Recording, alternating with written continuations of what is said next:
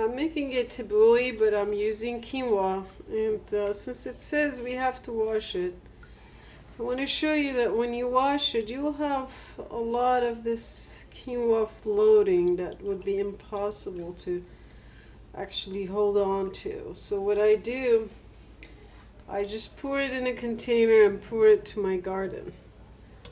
And that will go instead of drain. So I washed my quinoa and I didn't throw away anything. Now put this on the heat. I want to put some oil and salt already because I do want the quinoa to stay separate, not to get mushy and cook too much. So I will put the oil, some salt. So usually tabouli is with cracked wheat, bulgur, but I want to make it gluten-free. That's why I'm using the quinoa. It seems to work okay. You have to get it right as far as how long cooking the quinoa and how much water. I won't put too much water. You see there's some water left from washing it.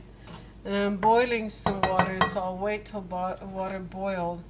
And then pour a little bit more. I would say just like barely half an inch covering the quinoa. That should be fine. And I leave it open, so I will mix it once in a while to see how it's cooking. And I just won't put the lid on. Usually when you cook quinoa, it's just like rice. You will put the lid on, you'll steam cook it, boil it first and then steam cook it. But this time I like to watch it. Now the usual things in our tabouli are garlic, onion. So I have a few garlic here. So there's garlic. I picked some parsley from my garden. This is what I had actually, all of it is right there. I had to use all of it because I need pretty much good amount of parsley. So when you buy it in the store, you get like a bunch. You use at least half of a bunch. I don't have onions, so I'm using my chives from the garden. So I'm just trying to use what I have at home and not go to the store.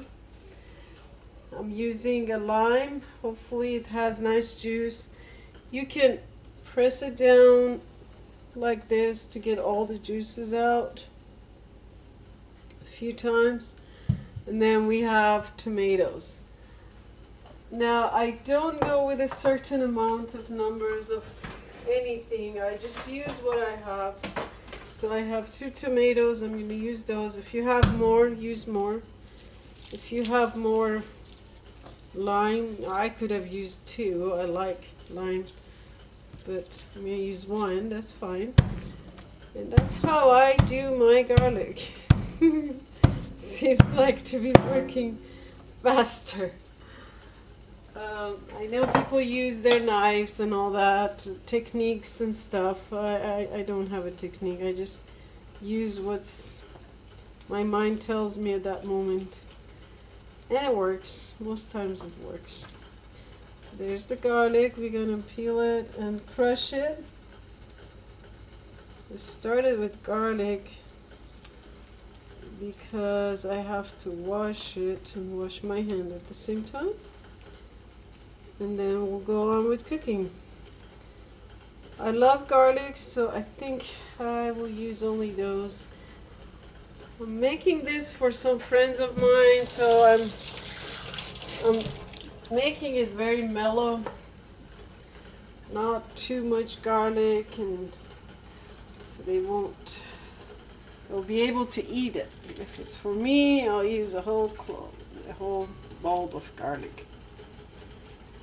I always make mistake between clove and bulb, so forgive me if I make mistakes sometimes. Here's our garlic. Get all of it out. think if I want to invent anything, it will be a good garlic crusher, because I don't think any of them are good. Maybe just old-fashioned way, banging it in a myrtle. I can't say that word.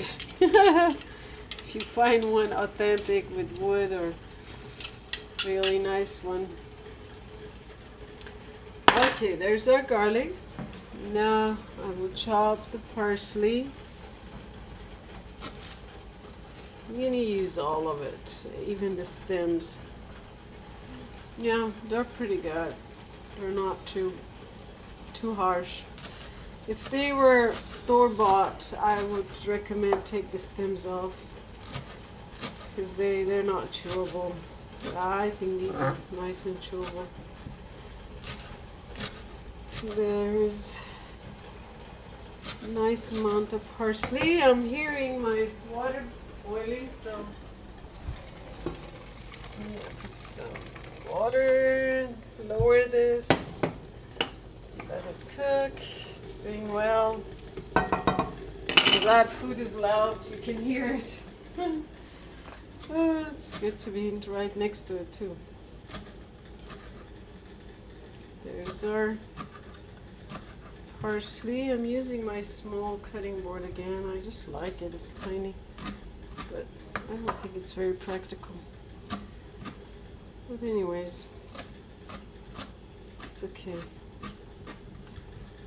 People can chew these, so I'm not going to go too far cutting them. A handful of parsley. Might not be enough for the amount of quinoa that I have. We'll see. Hopefully it's okay. I might add some other herbs. As you see, I have a whole stack of greens and herbs I picked from my garden to make a fresh salad. Also for my friends and the family, of course. So I might be able to find some of those greens that I can put instead of parsley.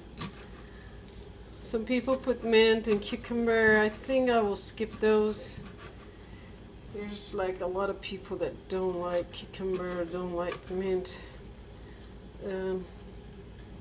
So I won't put that. But I'll see if I need some other greens in here. I love tarragon. Might put some tarragon in there even.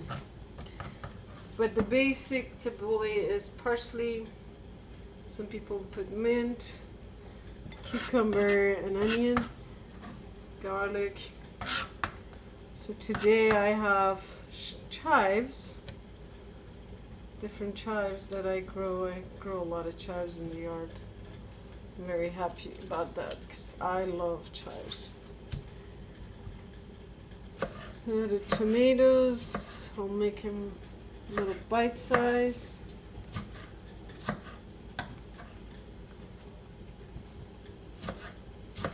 I like more juicier tomatoes, but they haven't been that juicy yet. I don't think we have very good tomatoes yet. So this will do. All these fresh ingredients, they will make a nice juice for the tabouli. The bulgur, some people even soak it with lemon lime juice, don't even cook it, and soak it overnight. And that's how they use it instead of cooking. So that's one way of making it. If you're using bulgur, you can definitely do that. I even cooked bulgur. I made it the same way I'm making the tabouli. Watch it, put less water, let it cook, and then cool it down before I put these ingredients in. So we have our lime right here. See if I can find my lime. Yep, got it. Lime squeezer. The slime doesn't have a whole lot of juice, so I have to work hard to get some juice out of the slime. I like very fresh, juicy limes.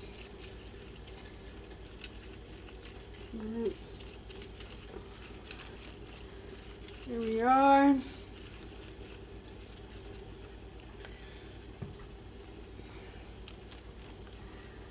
I will put some salt here also and some olive oil.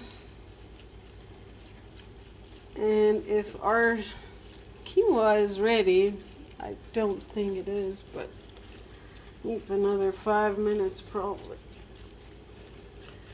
Alright, I worked too hard to make this give some juice out. Really hard. Salt, oil, I don't know, I like oil, so you can put less if you want. I like more oil. I'm gonna check our quinoa. It's still not cooked, so I have to wait for it. And I'll show you when it's fully cooked, how it looks. The grains are still have real white color. They will turn more off-white when they're fully cooked. Some of them might still stay white like that. So we'll leave it alone. It's another 5 minutes or so to cook, and I will show you how to mix them because it has to cool down also. So I'll come back to you. So I have the greens and the tomato all chopped up, but it seems like I have too much of the quinoa. I'm gonna mix it and see before I mix all of it, because I can use the rest of it and make something else with it, or just be a side dish for the meat or something. You can always do that, so you don't have to mix everything you cooked. I cooked pretty much almost a pound of quinoa, which was a lot. So I think this is what I can mix in here. Maybe one more scoop and that will be perfect. So I have a little bit extra quinoa left. I can saute some onions, some pepper, mix it in there, and that will be my starch. Actually, quinoa has a lot of protein. It's not very starchy. So the way it cooks, instead of having a dot of white, it will become like a circle of white. If you look right inside, it's like a little circle. So that's how the quinoa, you see it's fully cooked. And it's stayed separate, so it didn't stick. And it acts just like the crackweed. It looks kind of like it too. And the taste is fine, so you will enjoy this. It's very simple, easy. You can eat it cold. You can make it a bunch of it and just keep it for a couple days and enjoy it. Thanks so much for watching. Have a wonderful time cooking this. Enjoy it. Take care.